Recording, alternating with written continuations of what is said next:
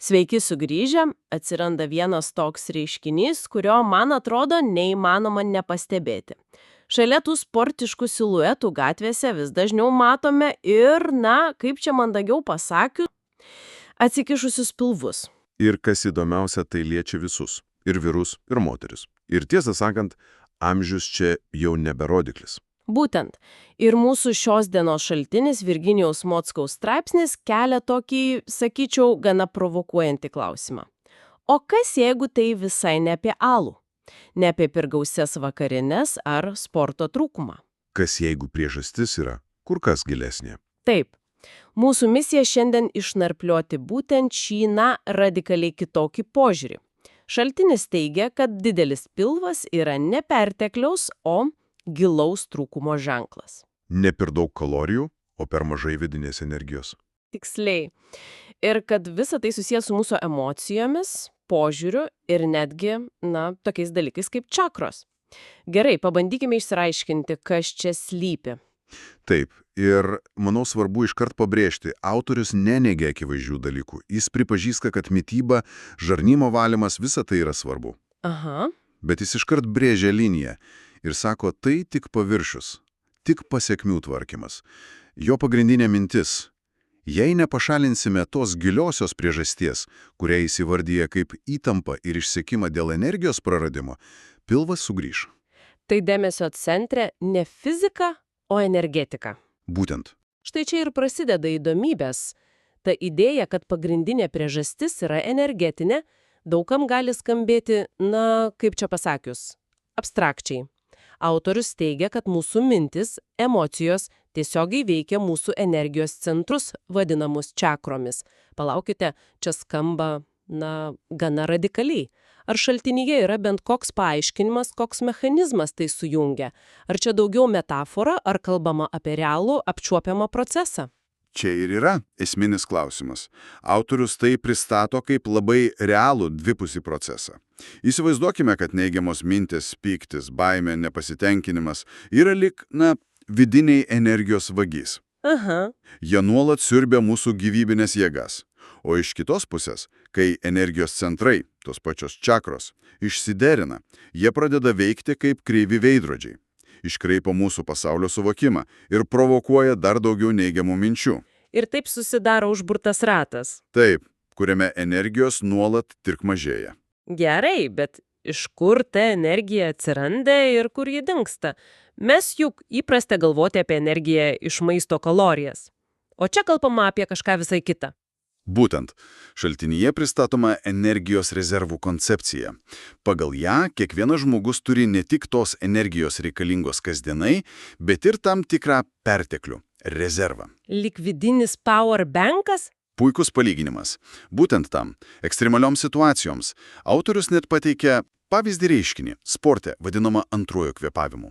Kai atrodo, kad jėgos jau visai baigėsi, bet staiga bam! Veržia naujas energijos šaltinis. Tai ir yra tas rezervas. Supratau, tai lyg neliečiama atsarga. Bet kas tada nutinka? Kodėl mes jį prarandame? Problema, pasak autoriaus, yra ta, kad, šiuolaikinis gyvenimo būdas pavertė ekstremalias situacijas kasdienybę. Mes tą brangų rezervą eikvojame ne kovoje už išlikimą, o kasdieniams pergyvenimams. Nuolatiniai baimiai dėl ateities, lėtiniam pervargimui. Net persivalgymui, juk tai irgi stresas organizmui. Tikrai taip. Kiekviena tokia neigiama būsena – tai mažas nuotėkis iš mūsų vidinio akumuliatoriaus. O šita vieta man ypač įstrigo.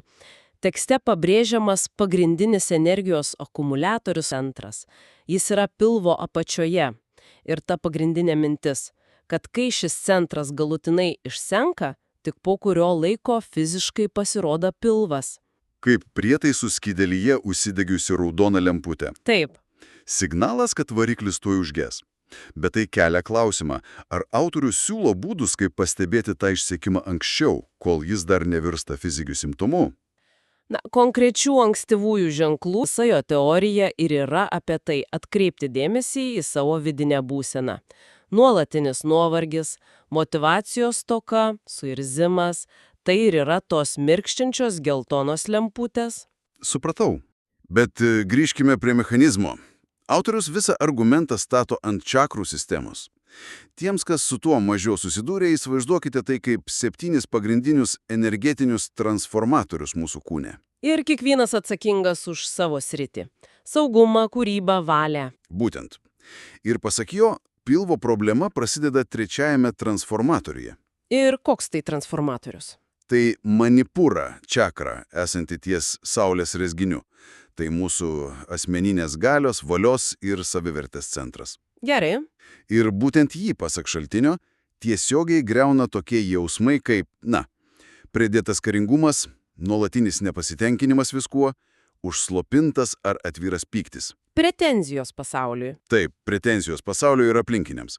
Pagal šią teoriją, žmogus, kuris nuolat jaučiasi auka ir visur mato neteisybę, tiesioginė to žodžio prasme degina savo galios centrą. Oho. Ir būtent šis pykčio bei nepasitenkinimo mazgas teigiama yra pagrindinė pilvą auginanti jėga. Bet ar gali būti, kad viena emocijų grupė sukelia tokią didelę fizinę problemą? Ar autorius mini, kad prisideda ir kiti veiksniai, gal susiję su kitais mūsų gyvenimo aspektais? Žinoma, jis tai piešia kaip visos sistemos griūtį. Manipuro čakra yra tik, epicentras. Šalia jos yra kitos, kurios taip pat įtraukiamos į procesą. Pavyzdžiui, antroji svadhikthana čakra. Ji susijusi su malonumais ir seksualumu, taip? Taip, su malonumais, kūryba. Ir ji teigiama, išsenka dėl 2 priežasčių. Arba kai malonumų, maisto, sekso pramogų vaikomasi ne iš džiaugsmo, o bandant kompensuoti vidinę tuštumą ir nemeilę savo. Arba dėl nuolatinių pretenzijų priešingai lyčiai. Būtent. Tos pretenzijos blokuoja natūralią energijos tėkmę. O kaip su pačiu pagrindu? Juk minėjote, kad sistema yra hierarchinė? Taip, paliečiama ir pati pirmoji pamatinė čakra Muladhara. Jie atsakinga už mūsų saugumą, stabilumą, ryšį su materialiu pasauliu. Ir kas ją sekina? Pasirodo labiausiai nuolatinis stresas dėl pinigų ir darbo. Čia daugam aktuali tema. Labai. Nemeilė savo veiklai, nuolatinės pretenzijos dėl atlyginimo, baimė prarasti darbą, nedėkingumas už tai, kas jau turima. Visa tai, pasak autorius, tiesioginė to žodžio prasme kerta mums per kojas. Atima stabilumo jausmą. Tai iš tiesų priverčia susimastyti. Kiek daug iš mūsų kasdien mintyse kartoja, kaip nemėgsta savo darbo ar jaudinasi dėl pinigų. Pagal šią teoriją mes ne tik gadiname savo nuotaiką, bet ir, tiesioginė prasme ardomės pamatus. Tiksliai. Supratau. Taigi problema prasideda nuo pagrindo ir valios centrų. O kaip dėl likusių, aukštesnių? Ar autorius teigia, kad visos kitos čakros širdies, gerklės, proto taip pat įsitraukia į šį disbalanso šokį? Tiksliai. Jūs tai piešia kaip domino efektą.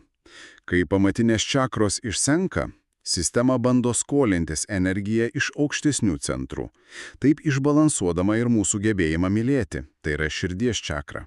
Ir saviraiška, gerklės čakra. Ir proto aiškumą, trečiosios akies čakra. Galiausiai paliečiamas ir dvasinis ryšys. Tai išeina, kad pilvas tai tik matomiausia, labiausiai į akis krentanti viso kūno energetinės krizės išraiška. Būtent taip. Gerai, grįžkime prie fizinio lygmens. Supratau apie energetinį disbalansą. Bet kaip visa tai virsta realiais riebalais ant pilvo? Koks čia ryšys? Koks tas tiltas tarp nematomos energijos ir matomos materijos? Šaltinyje pateikiamas labai, įdomus paaiškinimas. Kai viena čakra, pavyzdžiui, ta pati manipura, nusilpsta, kitos, bandydamos kompensuoti, pradeda dirbti per dideliu krūviu. Aha. Dėl to tam tikrose kūno vietose atsiranda energijos perteklius. O perteklinė nekontroliuojama energija, pasak autoriaus, skatina uždegiminius procesus. Organai esantis tose zonose nebegali normaliai funkcionuoti, sutrinka virškinimas, medžiagų apykaita. Organizmo valymosi procesai. Ir tada prasideda tas niūrus užburtas ratas, apie kurį kalbėjome pradžioje. Taip, kūnas teršiasi, energija nebecirkuliuoja laisvai, savireguliacijos mechanizmai stringa ir galiausiai didėja svoris. Įdomiausia, kokia ten ta riebalų kaupimo logika. Čia yra labai įdomi vieta. Pagal šią teoriją kūnas elgiasi lyg bandytų izoliuoti toksinus. ir tą užterštą energiją. Jis negali jų pašalinti, todėl supakuoja juos į riebalų ląsteles, ypač pilvo srityje, kad apsaugotų gyvybiškai svarbius organus. Tai išeina, kad tai nekaupimas iš godumo, o savotiška desperatiška savisauga? Bet ši savisauga kainuoja milžinišką energijos kiekį. Kūnas bando valytis, reguliuotis, bet tai jį sekina dar labiau. Vadinasi, kuo daugiau riebalų, tuo labiau išsekęs organizmas. Mes galvojame, kad riebalai yra energijos atsarga. O čia teigiama, kad tai energijos trūkumo pasekmė. Ir žmogus to nesuprasdamas ieško sprendimų ne ten, kur reikia. Taip, mato augantį svorį ir grėbėsi dietų ar ieško geresnių gydytojų. Būtent, bet pasak autoriaus, jei nekeičiamas požiūris, vaistai ir apribojimai tik dar labiau padidina bendrą organizmo užterštumą ir stresą. Taip dar greičiau eikvodami paskutinius energijos likučius. O pasekmės reda kaip sniego gniūžtė. Straipsnėje vardyjamos ir tolimesnės fizinės problemas, sąnarių ir stuburo skausmai, radikulitai, išvaržos. Tai atrodo logiška, pasikeičia svorio centras, apkrova stuburui, bet pagal šią teoriją tai irgi susijęs su energija. Taip, tai matoma kaip dar vienas to pačias proceso etapas. Nuolatinis skausmai atima dar daugiau energijos. O su energijos trūkumu ateina ir vis stiprėjančios neigiamas emocijos.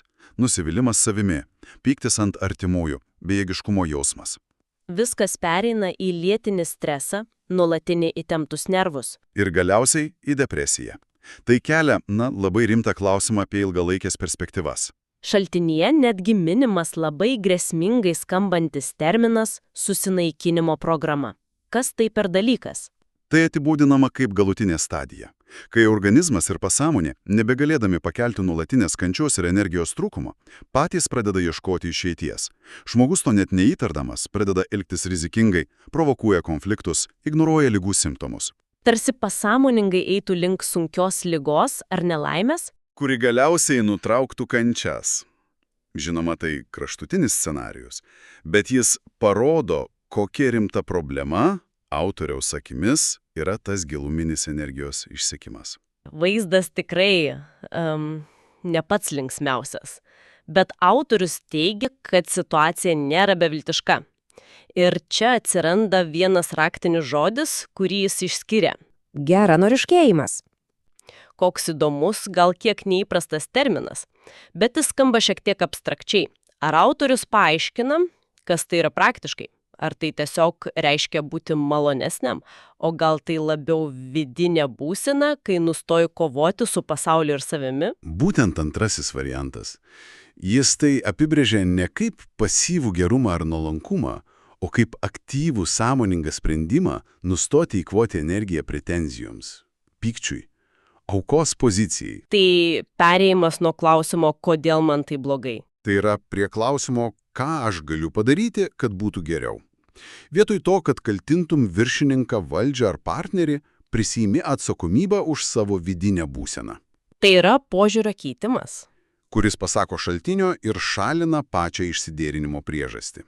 Vadinasi, tai ne apie tai, kad reikia leisti kitiems lipti savo ant galvos, tai apie vidinės kovos nutraukimą. Tiksliai, tai vidinė taika. Ir šalia šios bendros filosofijos straipsnyje išvardyjami ir labai konkretūs metodai, kurie esą padeda atkurti prarastą energijos balansą. Jūs galima suskirstyti į kelias grupės. Pirmoji tai, ką galima būtų pavadinti dvasinėmis praktikomis. Pavyzdžiui, minima dvasinės šviesos meditacija, čakrų gydymas ir harmonizavimas reiki metodu, taip pat specialūs čakrų jogos užsiėmimai. Jų metu čakros yra tarsi mankštinamos specifiniais garsais. Tai įrankiai skirti tiesioginiam darbui su energetinė sistema. Kas jei žmogus nėra linkęs į tokias praktikas, ar yra kitų pasiūlymų?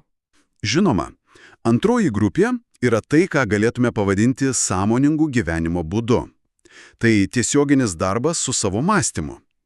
Kasdienis savęs stebėjimas ir sąmoningas siekis pakeisti negatyves mintis pozityvesnėmis. Pasiekti džiaugsmo ir dėkingumo būseną. Taip. Tai ne pasyvus, o aktyvus procesas. Ir trečioji grupė – tai labai praktiški žemiški patarimai, prieinami absoliučiai visiems. Ir kokie jie? Čia visas kompleksas – žalingų įpročių mažinimas, mitybos optimizavimas, rinktis kuo natūralesnį gyvesnį maistą, energizuoto kokybiško vandens gėrimas, protingas sportas. Būtent. Protingas, saikingas sportas, kuris teikia džiaugsmą, o ne dar labiau sekina.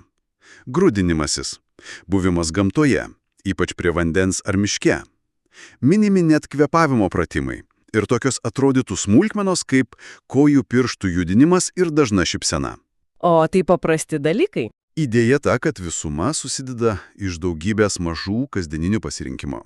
Apibendrinant šią dalį, idealus rezultatas, pasak šaltinio, yra pasiekti tokią būseną, kai ryte norisi keltis, nes laukia prasmingos dienos galimybės. O vakare jauti gilų dėkingumą gyvenimui ar Dievui už tai, kas buvo. Tai visiška priešingybė tam išsekimui, suirzimui ir nepasitenkinimui, nuo kurio, pasak teorijos, ir prasidėjo visos problemos. Būtent. Apibendrinant, didžiausias šio šaltinio provokacija yra tokia. Mes esame įprasti matuoti pilvą centimetrais ir kalorijomis, o autorius siūlo jį matuoti, vidinės energijos vienetais. Jis teigia, kad tai ne perteklius, o trūkumas. Ne tai, ką sukaupėme, o tai, ką praradome. Ir tai iš esmės keičia požiūrį į problemos sprendimą. Jis slypi ne tik fiziniuose veiksmuose, bet ir esminėme požiūrio pakeitime, pasirenkant tą vadinamąjį geranoriškumo kelią. O pabaigoj norėtųsi palikti vieną mintį apmąstymui. Straipsnis labai glaudžiai susiję mums matomą fizinę savijautą su nematomo energijos ir minčių pasauliu. Galima būtų savęs paklausti, kokį vieną, kad ir patį mažiausią, geranoriškumo veiksmą ar mintį savo arba kitiems būtų galima pritaikyti savo kasdienybėje. Ir tiesiog pažiūrėti, ar tai nors kiek pakeistų vidinę būseną. Ne dėl pilvo, o dėl paties savęs. Tiksliai. Reikalingas patarimas ar nuoširbi pagalba, trūksta įkvėpimo energijos, apsilankykite energetiniai ar karminiai diagnostikai, reiki seansui, meditacijai ar mokymams Vilniuje, Kaune, Klaipėdoje arba susisiekite nuotoliniu būdu. Karmos meistras, reiki mokytojas Virginijus, 25 metų darbo patirtis, patikrinta laiko. Daugiau gerų idėjų ir patarimų rasite čia reikimokymai.lt ir motivatorius.lt.